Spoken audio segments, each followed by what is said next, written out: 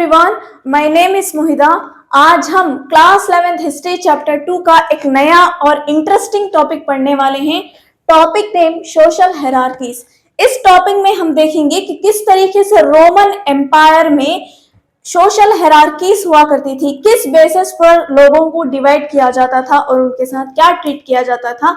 ये सारा का सारा कुछ आज हम इस वीडियो में पढ़ने वाले हैं। बहुत ही ज्यादा इंटरेस्टिंग टॉपिक होने वाला है। तो अगर हम सोशल हायरार्कीज की बात की जाए तो इसे भी क्या किया है, टू कैटेगरीज में डिवाइडेड किया है, अर्ली एम्पायर, लेटर एम्पायर। हम जानते ही हैं अर्ली एम्पायर किसे कहते हैं, 3rd सेंचुरी से पहले के टाइम पीरियड को अर्ली एम्पायर कहते हैं और 3rd सेंचुरी के बाद वाले टाइम पीरियड को क्या कहते हैं, लेटर एम्पायर कहते हैं। अर्ली एम्पायर में सोशल हायरार्कीज अलग होती थी, लेटर एम्पायर में सोशल हायरार्कीज अलग होती थी। क्या क्या होती थी? अर्ली एम्पायर में टेकिटस ने डिस्क्राइब किया था, टेकिटस एक आदमी था जिसने डिस्क्राइब किया था कि सबसे पहले जो कैटेगरी आती थी सोशल हायरार्की में वो सीनेट्स हुआ करती थी। सीनेट्स पिछली वीडियो में हमने पढ़ा था कि किस तरीके से अर्ली एम्पायर में इन्होंने किस तरीके से एडमिनिस्ट्रेटिव में हिस्सा लिया था, कैसा इनका दबदबा था। पिछली वीडियोस में हमने इन डिटेल कवर किया है। तो ये जो सीनेट्स हुआ करते थे, approximately half of the senates from the Italian families, जो इटालियन फैमिलीज हुआ करती थी वहां से ही हाफ सीनेट्स आया करते थे। यानी कि बहुत ही ज्यादा सीनेट्स कहां से आते थे, इटालियन से आते थे। तो फर्स्ट कैटेगरी सीनेट्स की हुआ करती थी। दूसरी कैटेगरी कौन थी, इक्वेस्टेरियन क्लास। इक्वेस्टेरियन क्लास ये वो कैटेगरी थी जिसमें नाइफ्स, हॉर्समैन आया करते थे और ये क्या थे, वेल्दी भी थे।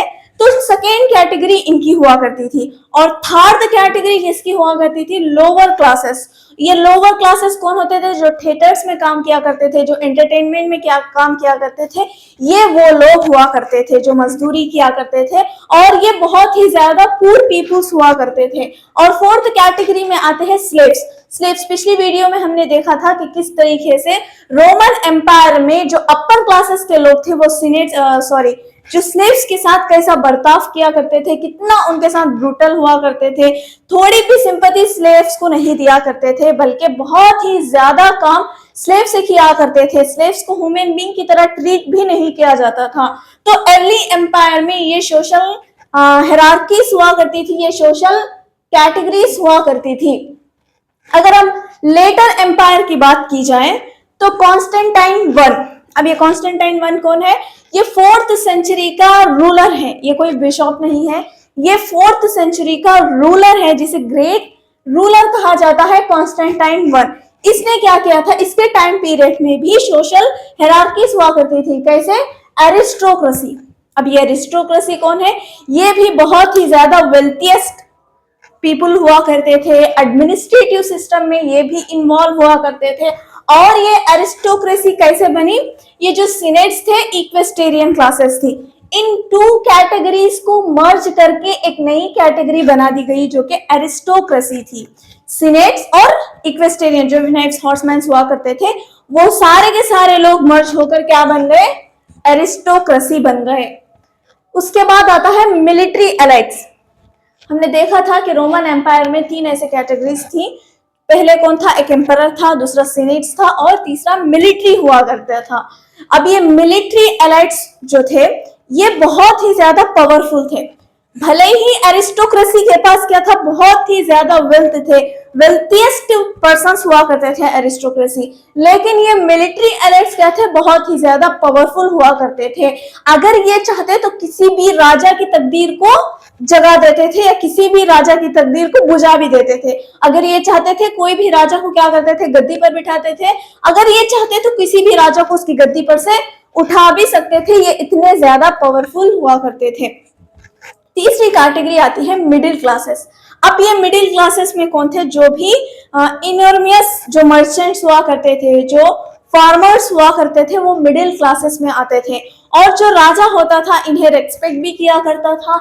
और ये जो मिडिल क्लास थे ये सीनेट्स के क्लाइंट्स की तरह, और इनके जो भी इंपीरियल सिस्टम होता था, जो भी मिलिट्री एलाइट्स हुआ करता था, वो उससे कनेक्टेड होते थे। इस तरीके से वहां पर माना जाता था और इन्हें रेस्पेक्ट भी किया करते थे। और चौथी आती है ह्यूमिलियोरिस या होमियोलियोरिस, जो भी प्रोनाउंसिएशन है, ये कैटेगरीज में वो लोग आते थे जो कि बहुत ही ज्यादा पुअर पीपल हुआ करते थे, जो इंडस्ट्रीज में, माइंस में काम किया करते थे, और इन्हें एक परमानेंट लेबर की तरह हायर करके इनसे बहुत ही ज्यादा मजदूरी के काम करवाए जाते थे। और ये क्या होते थे, कैजुअल लेबर्स भी हुआ करते थे, या फिर जो भी कॉन्ट्रैक्ट लेबर, कैजुअल लेबर्स, वो भी हुआ करते थे ये ह्यूमिलियोरिस में। और इसके बाद जो आती है वो कैटेगरी स्लेव्स की आती है। अर्ली एम्पायर और later empire, two time periods में, यानी कि 3rd सेंचुरी से पहले, 3rd सेंचुरी के बाद भी स्लेव से काम किया जाता था, और ये lowest part of social hierarchies हुआ करती थी। स्लेव से भी काम किया जाता था, तो इस कैटेगरी में स्लेव भी आया करते हैं। तो इस तरीके से वहां पर सोशल हायरार्कीज हुआ करती थी। One writer of early 5th century, Olympiodorus, tell us, जो फर्स्ट 5th सेंचुरी में, अर्ली 5th सेंचुरी में एक राइटर था, जिसका नाम, एक राइटर और एक हिस्टोरियन भी था है, इसका नाम क्या है, ओलंपियोडोरस। इसने हमें बताया कि किस तरीके से जो एरिस्टोक्रेसी थी वो एक स्टेट में क्या करती थी, ज्यादा से ज्यादा इनकम उन्हें आया करता था, कि किस तरीके से the aristocracy based in the city of Rome draw annual income of up to 4000 pounds of gold from their states. और ये जो एरिस्टोक्रेसी थी, ये कैटेगरी जो थी वो क्या थी, रोमन एम्पायर में उनकी जो एनुअल इनकम होती थी वो कितनी होती थी, 4000 बॉन्ड्स होती थी, या हमारे जो केजी के हिसाब में अगर कहा जाए तो 1800 के आसपास जो केजी गोल्ड होता था, उतना ज्यादा गोल्ड एनुअल इनकम हुआ करती थी, सिर्फ उन्हें उनके स्टेट से आती थी। अभी ये इसमें ये काउंट नहीं किया गया कि उनकी जो भी खेती थी या वो जो कंज्यूम किया करते थे, ये उसमें अभी ऐड नहीं किया गया है। उसे हटाकर जो बताया गया है कि उनकी जो एनुअल इनकम रोमन एम्पायर में आती थी वो कितनी आती थी, 4000 मॉन्ड्स ऑफ गोल्ड आया करता था। The monetary system of the late empire broke with the silver-based currencies of the first 3 centuries. अब मॉनेस्ट्री सिस्टम कैसा होता था अर्ली एम्पायर में? अर्ली एम्पायर में मॉनेस्ट्री सिस्टम कैसा होता था, सिल्वर बेस्ड कॉइन्स हुआ करते थे। स्पेनिश जो भी सिल्वर का जो भी माइंस हुआ करती थी, वहां से क्या किया जाता था, सिल्वर को लेकर उसे कॉइन्स बनाकर वो सर्कुलेट किया जाता था। कब? अर्ली एम्पायर में। अब होते होते क्या हुआ, जब लेट एम्पायर से पहले या लेट एम्पायर के वक्त क्या हुआ, जो भी सिल्वर हुआ था वो एग्जॉस्ट हो गया, वो खत्म हो गया। तो ये जो राजा था कॉन्स्टेंटाइन, इसने क्या किया, Constantine founded the new monetary system on gold. तो इसने क्या किया, एक न्यू मॉनेटरी सिस्टम क्या होता है कि एक लॉ के तहत या फिर एक रूल्स रेगुलेशंस के तहत क्या किया जाता है, एक क्वाइनिंग सिस्टम बनाया जाता है और उसे सर्कुलेट किया जाता है पूरे के पूरे एम्पायर में। ये मॉनेटरी सिस्टम अर्ली एम्पायर में सिल्वर बेस्ड हुआ करता था। जब सिल्वर एग्जॉस्ट हो गए तो कॉन्स्टेंटाइन ने क्या किया, एक न्यू मॉनेटरी सिस्टम लाया जो कि गोल्ड पर होता था। अब गोल्ड में जो भी क्या होता था, जो भी गोल्ड कॉइन्स होते थे वही सर्कुलेट हुआ करते थे। अब इससे क्या हुआ, the late bureaucracy both the higher और middle echelons was a comparatively affluent group because it draw the bulk of its salary on gold. जो भी लेट ब्यूरोक्रेसी हुआ करती थी, उसके जो भी मिडिल या फिर हायर जो भी क्या बोलते हैं उसको, प्रोफेशंस हुआ करते थे, या फिर मिडिल और हायर पीपल्स जो हुआ करते थे, वाज ए कंपैरेटिवली अफ्लुएंट। वो क्या थे, वो बहुत ही ज्यादा अमीर थे। एफ्लुएंट क्या है, अमीर थे। Group because it draw the bulk of it salary on gold, क्योंकि उन्हें जो भी सैलरी मिलती थी वो गोल्ड में मिलती थी। अब ये गोल्ड में मिली हुई सैलरी को ये क्या किया करते थे, इन्वेस्ट किया करते थे। कहां पर इन्वेस्ट करते थे, लैंड्स को खरीद लेते थे, बहुत सारे लैंड्स को खरीद लेते थे और उसे क्या करते थे, एक इन्वेस्ट की तरह यूज किया करते थे। अब जब यहाँ पर इतना सारा उन्हें क्या है सैलरी मिल रही है गोल्ड के फॉर्म में, तो वहां पर क्या हुआ, कुछ करप्शंस भी होने लगे। There was of course also a great deal of corruption.